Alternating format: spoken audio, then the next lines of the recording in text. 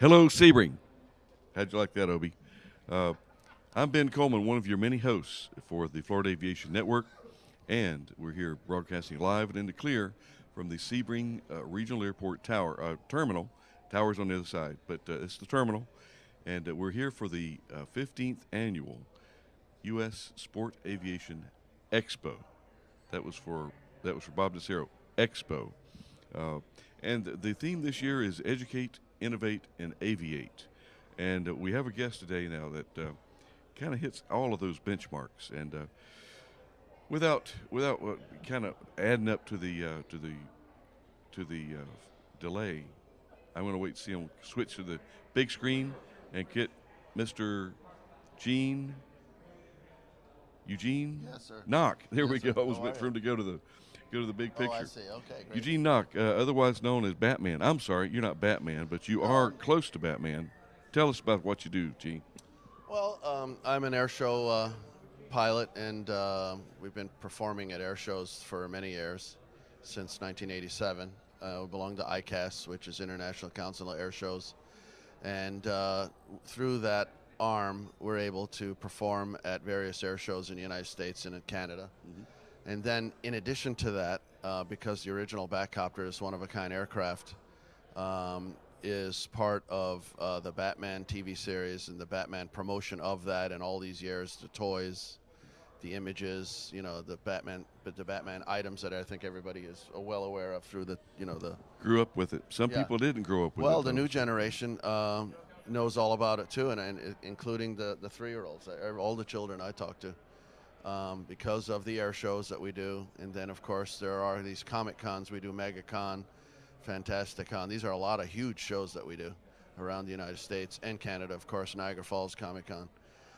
They all have a lot of attraction, and the toys are being sold by the millions, And then, of course, the hot rod shows, which are very organized. We just did the Turkey Rod Run at the Daytona Motor Speedway just now at the track, and that show brings in about 300,000 people. It's a huge event. It's a huge event. Yeah, we're always around Thanksgiving if you're on the East Coast. It is over Thanksgiving, and so as a result, my collection that I have with my family, my son, Wilson, we had the original Batmobile there, one of the original cars, what we call a Bob Butts perfect replica of the number one. The one and only Batcopter N3079er Golf, which is here, and then also a Bat Cycle 1966, and then we have a backdrop that is very beautiful, large, and so that was for the Turkey Rod Run, which is a very large hot rod event. That was the main attraction, and so we're really proud of that. And we had a lot of fans come by, quite a bit of all the genres, the hot rodders, which are very cool people. So, Captain Nock, tell us, I know that your website is very dynamic as well. And you entertainers are, it's just Google or whatever search engine you want to use. Yes. Go to Batcopter, and I think it'll take you right there just by hitting Batcopter. Yeah, you just have to, if you Google just Batcopter, you'll find basically the various arms of what that means, which is the original machine, the FAA site that tells you information about it, the National Helicopter site, which are the original people who are my friends, by the way, in Van Nuys, California, that owned it originally. It has been in our hands all these years, since 1964. The Hart family from National Helicopters in Van Nuys bought it new, along with about 30 Bell helicopters. Wow. They had contracts for original mapping of the United States, which is a fabulous thing if you ever hear about that.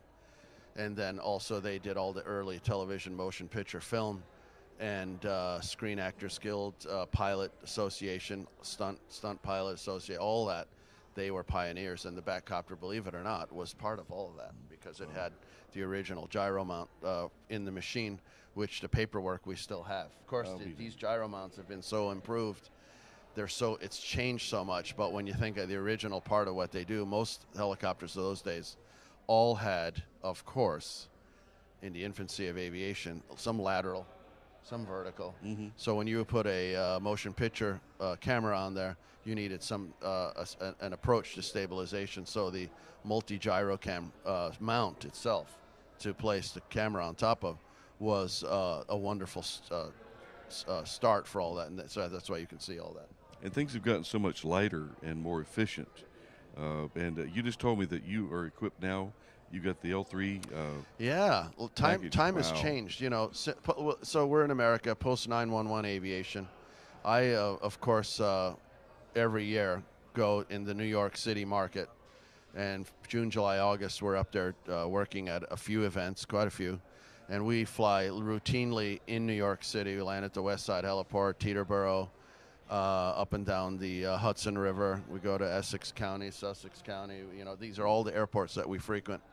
We go to Lincoln Park, which is a smaller airport that we hangar at, and so very busy area. So the newest thing and the safest thing that's out these days is it's called the Lynx L3 transponder. Very, very comprehensive instrument, and they have the ADSB, which is required 2020 for out, but ours has in, so out and in. It has full diversity, and then it has a voice activation too. So a soft female voice tells you if there's traffic, 6 o'clock, like that. So just yesterday, actually, when I was flying around this beautiful airport and racetrack that we have here in Sebring, of course, I was talking to our tower, but at the same time, and I had an airline captain that I was giving a ride to around here, we were looking at the racetrack. The racetrack's fantastic. So the voice said traffic 11 o'clock. And so he looked at me and goes, "What's that?" I said, "Because he's retired." I said, "That's the new L3 Lynx with voice activation. They're telling us there's traffic." So that was interesting for me to even see a guy that just retired 5 years ago. That the tech that's out there. Yeah. Don't forget the L3 Lynx system now with this full integrated system will also tell you other information when the president is in town and there is a VIP situation. TFR. Yeah, TFR, yeah. Which the American people may know or not know is specifically for the President of the United States, the Queen of England, and or the Pope whenever they're in the United States. That's the VIP TFR. Yeah, if you want to make some friends really quick, new friends really quick, fly into a TFR. Oh no! What we do now is actually to make friends and do it right. I know you're joking, but to do everything right, you just comply with that. There's actually, in our case in New York City, you must communicate with the FAA, and actually they're connected directly to the Secret Service. So that's agreed upon what is a right and correct. With this new president, we have President Trump. When he comes back to New York City, let's say 4th of July, he occupies the building that he owns, and that in itself changes aviation profile for that area by so many miles in circumference.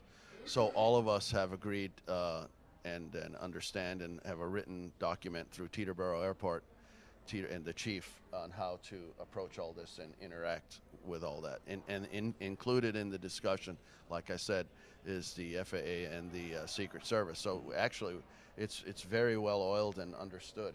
And by the way, the L3 Lynx is a big help with that because it helps everybody. Well, and there's some of the rebels out there.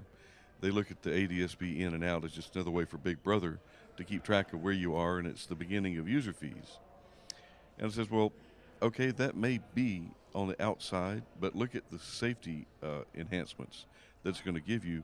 Before we rely, Gene, VFR is see and be seen. Sure. Well, this is see and be seen and be heard, and it just takes it to a different level. So I'm really not going to push back at all on this new technology, and I'm going to use it for what it was meant for, and that's for safety. Well, first of all, professional pilots in America, we care about safety, and we want to take the approach to everything we do as professionally and safe is in our mind at all times. This is just a new technology that's out there to enhance the safety of everybody, and it's specifically for the larger airports.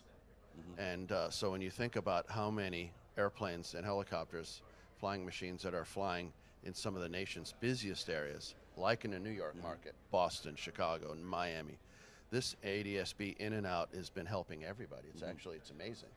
It has, it's a very comprehensive. So I've talked to a few pilots, but I'll be honest with you, that's usually a private pilot or somebody in general aviation that may not understand the need for the next step. Well, they're usually, Gene, what I found is that they're on the outside looking in. They're not daily users. Yeah. I mean, the ones that use this system are NAS, National Airspace System, all the time. They understand. They, as I say, they get it. Yeah. But it's a changing world. It's a very, very dynamic target that we have in aviation, and even us old timers. Well, you're a whippersnapper. No, I'm a whippersnapper. I'll be 59 in April. I've been flying since 1977. So. Yeah, you're a whippersnapper. Yeah. But I remember a coffee grinder ADF. Oh, I actually had one. Really? Yes. And the A and the N? And, Sure. Okay. I actually liked it. It worked fine. You know. Actually, you can shoot a good approach with an A and N. Well, that's how my first father-in-law, Pan Am captain George Ashley, flew the Boeing 314 and retired at 747. So DC-4s and 6s.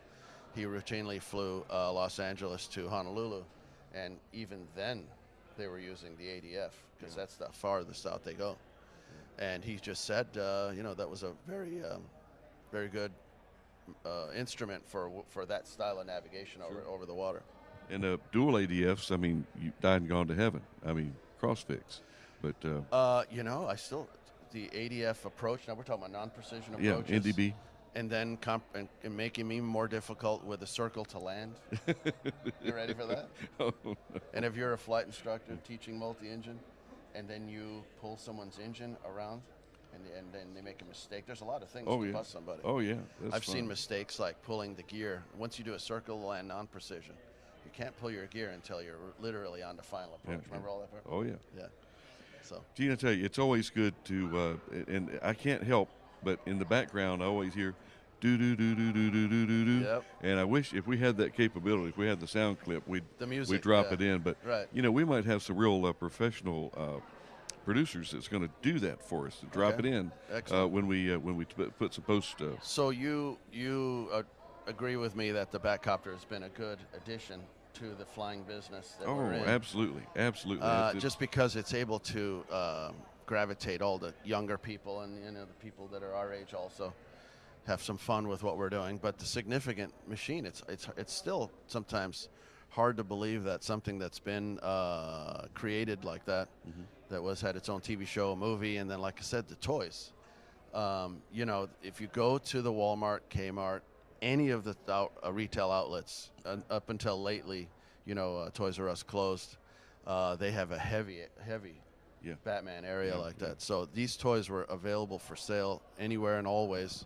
And then even Hallmark did a ornament of my Batcopter, which I have quite a few of them, which I thought was fun. It was a lot of fun. Well, I look forward to the resurgence, and I'll talk with you off air here on the Aero Television, the new Batman coming up. Right. Captain, give me a handshake. Yes, sir. We're going to send you out there to go do some flying and meet some people. Thank you. Thank you very much for your time this morning. And again, this what can we say? Another dynamic host, performer that we've had here at Sebring. If you're not here, you should be. And the next best thing is watching the stream live. Take it easy. I'm Ben Coleman, one of your hosts.